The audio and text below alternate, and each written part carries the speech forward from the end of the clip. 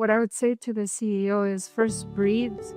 So this is the moment I would say to be bold, to take decisions and to actually start planning and dressing and creating the future.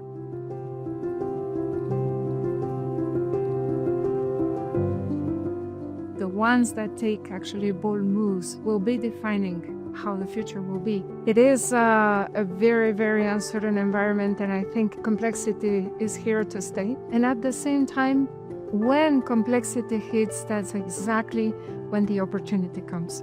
Today, the CEO needs to be fluent in geopolitics. I think scenario planning with experts on geopolitical elements in the world is more and more important. And the CEO sponsorship and participation in this sort of what-if scenarios are extremely important. I would also say that with deglobalization and tariffs, customer white spaces are starting to appear.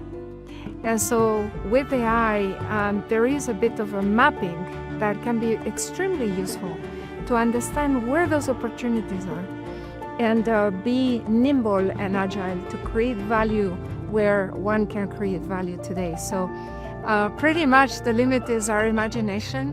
And so why not reimagining how your company can actually be better, but also how societies and how the world at large can be better.